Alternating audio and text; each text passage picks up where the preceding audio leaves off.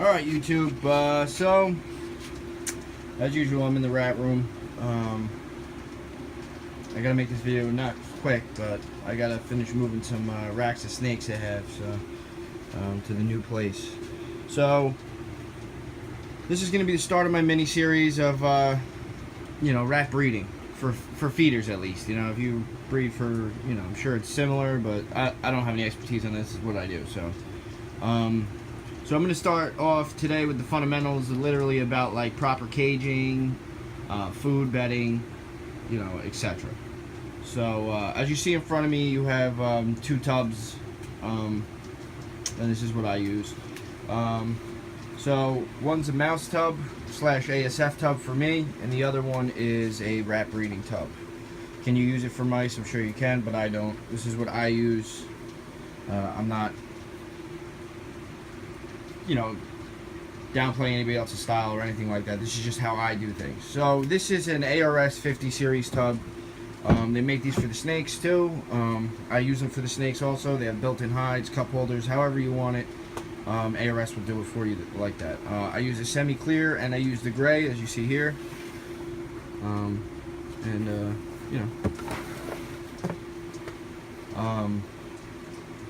So yeah. So this is what I use to breed, and I use this for maternity also. So if I'm breeding in it, I put like 1.5, 1 male to 5 females.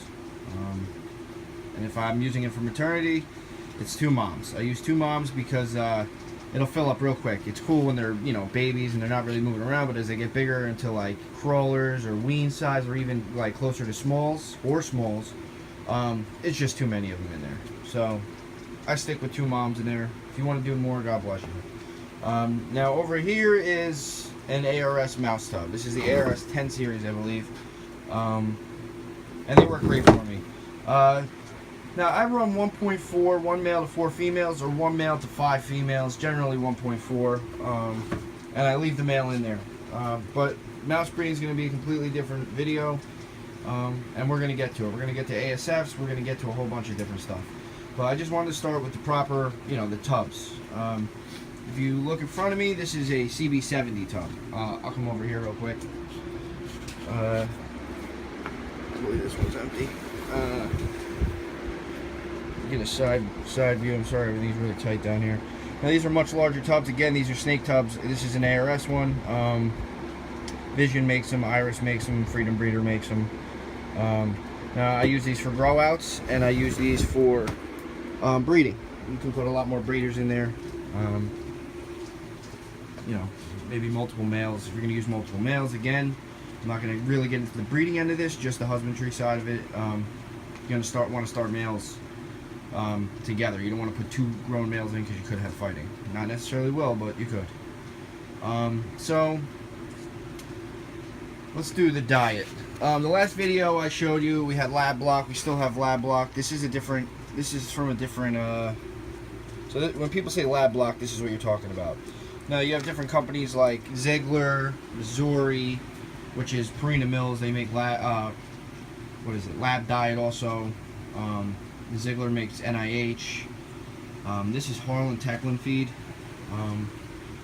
If you go on Pet 360, you can find it. It's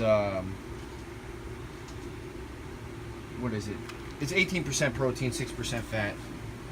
It's a great food. We used it previously, couldn't get it in like tonnage, but now I can, so I switched back to it.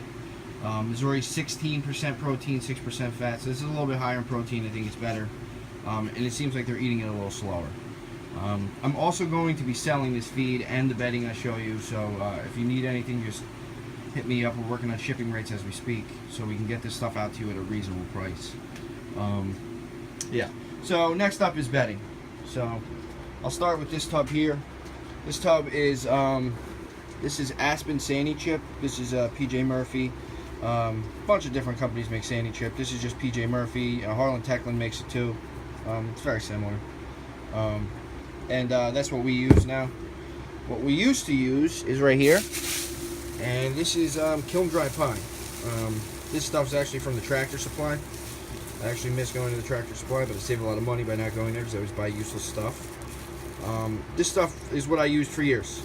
I used it for years. It's like $5.50 or $6 after tax. You know, I'm not gonna knock pine. I'm really not. I can't do it. It's great. I just found out that this stuff is it absorbs more and I have less waste, so that's pretty much why I switched to it. And I buy in such bulk that the prices are comparable. It's more expensive, but it works out for me. Yeah. So other than the feed, all that stuff, you want to keep them regular, relatively clean as best you can. They are rodents. We disinfect most of our, we disinfect on a regular basis here, generally every week. I'm not gonna lie to you and say every tub gets like scrubbed out perfectly clean every week, but we do our best to achieve that. This is chlorhexidine. You can find this on Amazon, Reptile Basics, etc. I forget what the ratio is, water, but I disinfect with that, wipe out with a paper towel, and then dry it with another paper towel, and then put the bedding in, put the rats back in. I haven't had a problem. I've been using that with the snakes, with the rats for years now, no problem. So other than that, I mean, you just keep them, with water. You keep them with food, and we're gonna start getting into, in the later episodes of my little mini series here, the strategies of how I breed rats, the strategy of how I breed mice, ASS, etc. Just want to let you guys know that this, I always see people, oh, it's so easy, just breed rats, you're gonna save so much money, but when you see a lot of this stuff, it's when food was cheaper. Food's very expensive now. It's not as cheap as it once was, especially with how cheap feeders have become. So, thanks for watching. If you're in the North Jersey area and you're looking for lab block, or you're looking for bedding, or you're looking for rodents, hit me up, comment below, or you can just hit me up at jlreesereptiles@gmail.com. So, thanks for watching, guys.